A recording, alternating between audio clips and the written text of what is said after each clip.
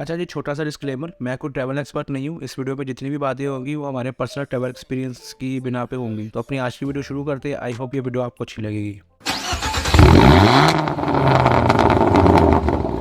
अच्छा जी, मुजफ्फराबाद से नीलम वैली का जो टोटल डिस्टेंस है वो तकरीबन 236 किलोमीटर 235 किलोमीटर बनता है, जिसको कवर करने में आपको 7 घंटे लगती है। इस्लामाबाद से जब आप निकलेंगे तो 12 को मरी एक्सप्रेस वे वाला जो रास्ता है मुजफ्फराबाद से होता है वो आगे नीलम जाता है। एक चीज़ आपने ध्यान रखनी है, जब इस्लामाबाद से मुजफ्फराबाद पहुंचेंगे तो मुजफ्फराबाद पहुंच के आपने अपना पेट्रोल जो है वो फुल करवा लेना है, क्योंकि मुजफ्फराबाद से आगे अठमुकाम तक बीच में कोई भी पेट्रोल पंप नहीं आता। अगर पेट्रोल मिले भी तो वो ड्रम्स वाला मिलता है। तो बेहतर ये है कि आप अपना मुजफ्फराबाद से एक दफ़ा टैंक फुल करवा लेगा। उसके बाद नीलम एंटर होने से पहले पहले जो फेमस पॉइंट आता है वो है धानी वाटरफॉल। वहाँ पे छोटा सा रिफ्रेशमेंट वाला सिस्टम भी और बाथरूम वगैरह भी बने हैं। तो अगर आप सब बच्चे हैं तो आप एक दफा वहाँ पे धानी वाटरफॉल भी रुक सकते हैं। उसके बाद जब आप नीलम वैली में एंटर होंगे तो एंटर होते के साथ ही पहला जो फेमस स्पॉट आता है वो आता है एलओसी पॉइंट, टिटवाल चिलियाना विलेज है। वहाँ पे आपको वाज़ इंडियन ऑक्यूपाइड कश्मीर जो है वो नजर आता है। वहाँ पे उनके झंडे वगैरह भी सारे लगे हुए, वो वाज़ वहाँ पे आबादी नजर आ रही होती है। वहाँ पे भी रिफ्रेशमेंट वाला सिस्टम है, चाय वगैरह वहाँ पे मिल रही होती है। उसके बाद जब आगे आप नीलम से आगे वहाँ से आगे निकल आते हैं तो फिर जो फेमस जो है वो कुंडल शाही मेन बाजार है। कुंडल शाही मेन बाजार से एक रास्ता सीधा जाता है और एक रास्ता आगे और जा रहा है। वो रास्ता जो आगे कुट्टन विलेज जागरान की तरफ जाता है। कुट्टन विलेज जो है वो काफी सुकून वाली जगह है। वहाँ पे होटल वगैरह भी बने हुए हैं जो आपको 1500 से 5000 के दरमियान मिल जाते हैं। और कुट्टन विलेज से आगे जागरान है और कुट्टन विलेज में कुंडल शाही वाटरफॉल है जो बड़ा फेमस है वहाँ पे। खैर अब वापस आ जाते हैं कुंडल शाही में। कुंडल शाही मेन बाजार से आगे जो रास्ता है वो अठमुकाम जाता है। अठमुकाम से अब एक दफा फिर पेट्रोल एक दफा लाजमी फुल करवाने का, क्योंकि अठमुकाम से फिर केल तक दरमियान में कोई भी पेट्रोल पंप नहीं आता। सिर्फ वहाँ पे आपको ड्रम वाला तेल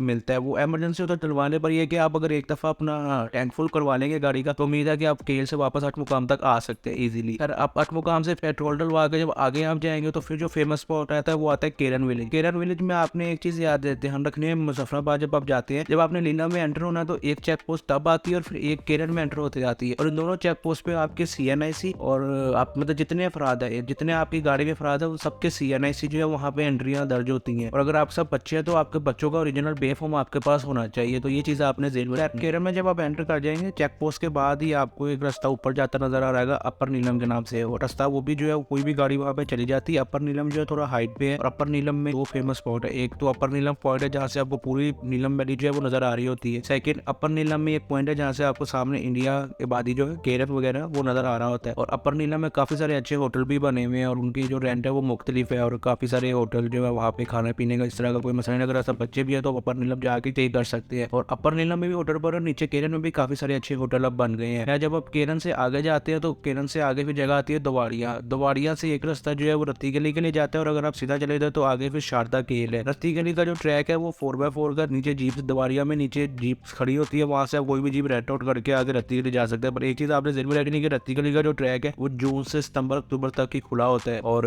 वहाँ पे 4x4 गाड़ियाँ जाती है। खैर दवाड़िया के बाद फिर जो केल तक रास्ता है वो सारा तकरीबन ऑफ रोड है। ऑफ रोड इस तरह से कि गाड़ियाँ वहाँ पे चलती है, एसफॉल्ट नहीं है, पर वो कच्चा रास्ता है, वो मिट्टी है वहाँ पे। तो ये आपने देख लेना है कि आपको तकरीबन एक दिन लग जाता है अगर आप अठमुकाम से केल जाए तो। खैर आपने जब दवाड़िया के बाद क्रॉस करने तो आपका टूटा रास्ता जो है वो शुरू हो जाएगा। पीछे रोड है, आगे फिर ऑफ रोड शुरू हो जाएगा। वहां से आगे फिर जो फेमस जगह आएगी वो शारदा आएगी। शारदा में होटल वगैरह काफी बने हैं, पर एक थोड़ी सी देर में बात आएगी कि शारदा थोड़ी सी गर्म जगह है। खैर शारदा से आगे फिर केल है। केल जाके आपके पास दो ऑप्शन होते हैं, एक आपके पास अरंकेल की ऑप्शन है, दूसरी आपके पास टॉबर की ऑप्शन है। अगर आप अरंकेल जाते हैं तो आप इजीली अपनी गाड़ी नीचे केल में खड़ी करके आगे वहां से फिर ऊपर रोली लिफ्ट है, वहां से फिर हाइक है अरंकेल की। और अगर आपने तौबट जाना है तो तौबट के लिए आपको 4x4 जीप रेंट आउट करनी पड़ेगी, जिसका जो रेंट चल रहा था वो तकरीबन 12 से 16 हजार के दरमियान चल रहा था। वो सीजन पे डिपेंड करता है कि सीजन किस तरह का है। खैर ये तो हो गए मेन जगह नीलम वैली के। एक चीज का आपने नीलम वैली जाते हुए ध्यान रखने का कि जब आप सीजन में जाते हैं, जैसे अगर ईद के बाद जाने लगे हैं तो आपने वहाँ पे कोशिश करनी कि अपने जो होटल्स वगैरह है उनकी मालूमात लेके जाए, क्योंकि वहाँ पे कई दफा ऐसा होता है कि ईद के दिन में रश बहुत ज्यादा पड़ जाता है। होटल वहाँ पे अभी भी लिमिटेड है। तो कई जगह इस तरह की जहाँ पे पहले ही एडवांस में बुकिंग होती है तो फिर कमरों का थोड़ा सा इशू बन सकता है। तो ये आपने थोड़ी सी बात जेन में रखनी है कि अगर आप सब बच्चे हैं तो आप पहले थोड़ी सी इन्फॉर्मेशन लेके जाए कि होटल्स का वहाँ पे अवेलेबल है कि नहीं। काफी सारी वेबसाइट्स है जिन पे होटल वो लिस्टेड है, आप वहाँ से पता कर सकते हैं। और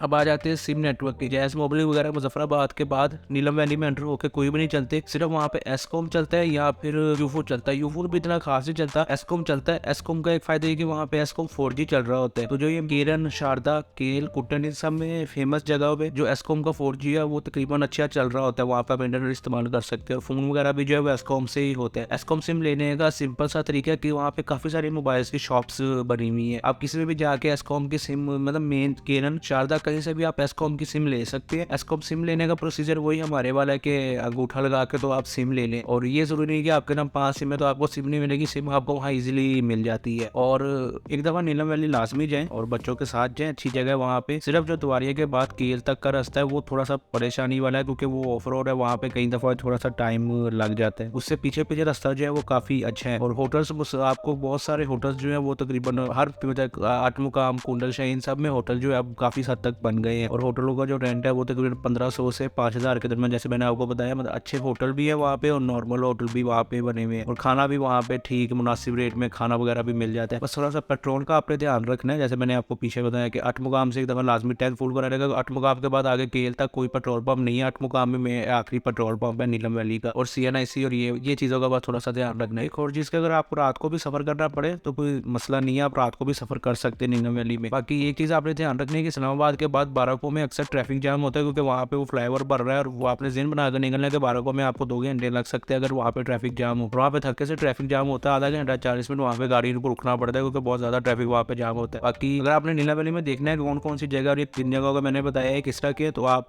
राइट साइड पे आपको प्ले लिस्ट आ रही होगी, और अगर आपने विंडोज में देखनी है तो आपको लेफ्ट साइड पे प्ले लिस्ट आ रही होगी। बाकी ये था हमारा आज का व्लॉग, आई होप आपको पसंद आया होगा। अगर वीडियो अच्छी लगे तो वीडियो को लाइक कर दे, चैनल पर तो चैनल को सब्सक्राइब कर दे। Drive safe, drive style with drive stop. Thank you, अल्लाह हाफिज।